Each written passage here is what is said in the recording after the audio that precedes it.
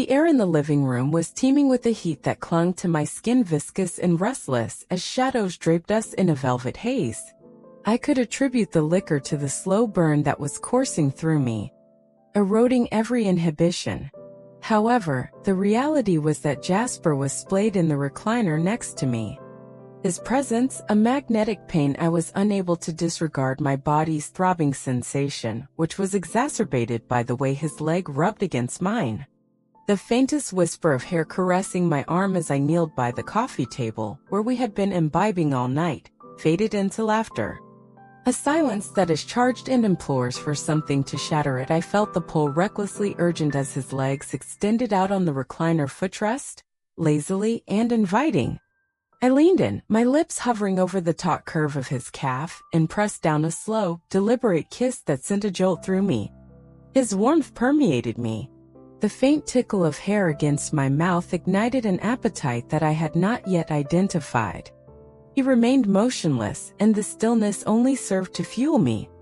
I kissed him again, deeper this time, letting my lips linger, tasting the salt of his skin as my breath quickened. My hand slid to his knee, fingers trembling with daring, tracing the firm line of his thigh. Each inch I ventured higher stoked the fire in me, a slow tease of discovery, until my touch grazed something soft, heavy, and alive. I froze, pulse racing, then pressed on, feeling the weight of him, the heat, the sheer power beneath my fingertips. It was dizzying, a secret unfurling, and the need clawed at me, sharp and unrelenting. I needed him closer, needed to taste him, to feel him claim every sense I had. Rising to my knees, I moved as the recliner footrest lowered with a soft thud, an invitation to dare. In the faint light, I saw him fully, striking flawless, a vision that demanded worship. Our eyes locked, his gaze flickering with something dark and knowing, and I answered it, leaning in to envelop him in a slow, searing heat. He filled me, his scent, his warmth, the way he pressed against every edge of my awareness. My hands roamed as I surrendered, teasing, tasting, losing myself in the rhythm of him. His fingers found my hair, threading gently at first, then gripping tight, guiding me with a force that sent shivers racing down my spine. The world shrank to the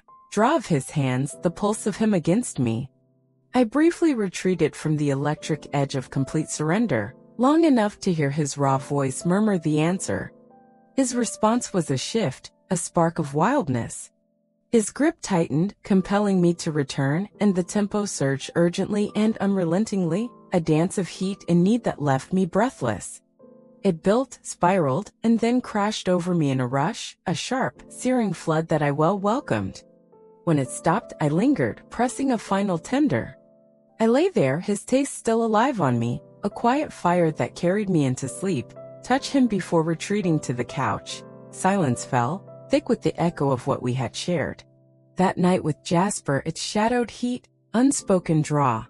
A memory that surpasses all others continues to linger in my mind. The fire that simmered beneath my skin was not diminished by slumber. It was restless and alive as I awoke to the dim gray of dawn creeping through the blinds. Shadows from the previous evening continued to dominate the living room. The air was dense with the earthy and intoxicating scent of him, a trace that clung to me like a second skin. I shifted on the couch, my body vibrating with the memory of Jasper's warmth and the way he had undone me. He was still present, splayed in the recliner, without uttering a word. One arm was draped over the side, and he passed away on his chest. He rose slowly and steadily, even in his sleep, radiating that effortless pull, muscles beneath his shirt and legs. He spayed in a way that dared my eyes to linger, and I was unable to look away from the curve of his thigh. The faint shadow where the fabric was stretched tight beckoned me back to the edge, where we would cross our fingers, twitching with the desire to trace him again and feel that pulse of power. I sat up, my breath shallow and trapped in the pull of him. The silence was a tease, with every creak of the couch whispering against the stillness. The echo of my lips on his skin, the way I had worshipped him in the dark. I wondered if he felt it too. Did it persist in him like it did in me, a current that refused to fade? The heat in me flared sharply and suddenly as I remembered the weight of him and the way he had hardened under my hands. My mouth surrendered to him even as he claimed me. I stood drawn closer despite my bare feet and silence on the floor. The space between us shrank, and with it my restraint. And my gaze drifted lower. I stopped just short of him. close enough to feel the warmth radiating from his skin, and to capture the faint musk of him that made my pulse stutter. My hand trembled with the desire to reach out and glide along the line of his leg once more, reigniting that wildfire. I envisioned a slow, deliberate touch that would awaken him. My fingers would first find him soft, and I would then gently coax him back to life. He stirred, and a low hum escaped his throat.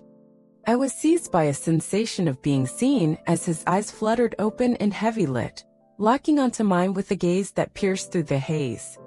It was not a feeling of wrath or shock, rather it was a brief glimpse of a dark presence that mirrored the pain I was experiencing.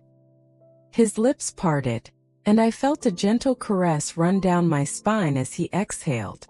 Although neither of us spoke, the air was dense with the unspoken desires that we still harbored.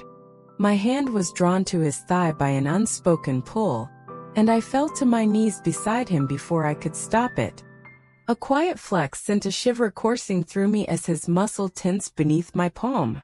I was afraid to look away. I was afraid to break the thread of heat that was extending between us. I felt my fingers slide higher, slowly and teasingly brushing the edge of where I had been before, where I longed to go again. His breath pitched a sound so faint that it nearly undid me. I felt him shift subtly, inviting me to give him more. The room seemed to pulse with us, with every shadow a witness to the tension, coiling tighter and tighter. The air between us was warm, charged, and alive as I leaned in close to his lips, hovering just above his skin. He was observing me, and I could feel the weight of his gaze as I pressed a single lingering kiss to his inner thigh.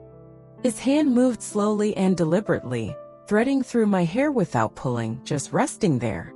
A claim, a question, a promise. The hunger in that stare mirrored mine, and I gazed up at it. My hand tightened on his fingers, daring to graze the heat I craved, and his grip on my hair tightened just enough to make my breath catch.